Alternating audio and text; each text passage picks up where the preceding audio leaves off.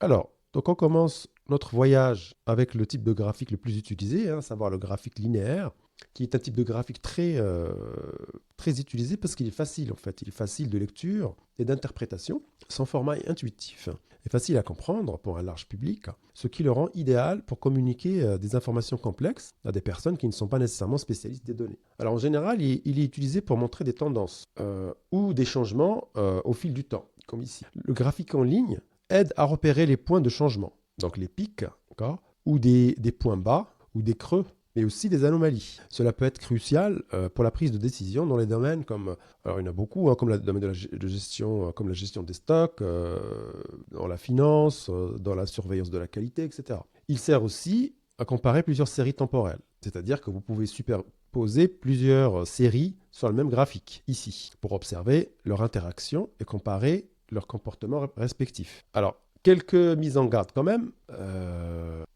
Faudrait faire attention à ne pas charger de trop, charger excessivement le graphique en y incluant trop de séries ici, parce que ça devient tout de suite illisible. Un autre point auquel il faudrait faire attention, c'est de ne pas trop manipuler l'échelle, ici l'échelle verticale, de manière, on va dire, artificielle, parce que cela peut amplifier tout de suite amplifier d'ailleurs ou minimiser certaines tendances. Cela veut dire qu'en changeant ici mon échelle des axes des Y, je peux gommer cette tendance, un peu aplatir un petit peu cette hausse, cette baisse. D'accord? A contrario, on peut très bien exagérer les tendances artificiellement par un simple changement d'échelle pour gonfler un peu les tendances. On part d'une tendance qui est plate et en changeant d'échelle, il suffit voilà, d'espacer un petit peu, par exemple, cette plage de données de 18 à 20 pour que j'ai une tendance beaucoup plus marquée ou à l'inverse, si j'aurais tri de 20, par exemple ici, je vais avoir une tendance plutôt plate. Donc ça, il faudrait faire attention euh, et, euh, et garder, je veux dire, une,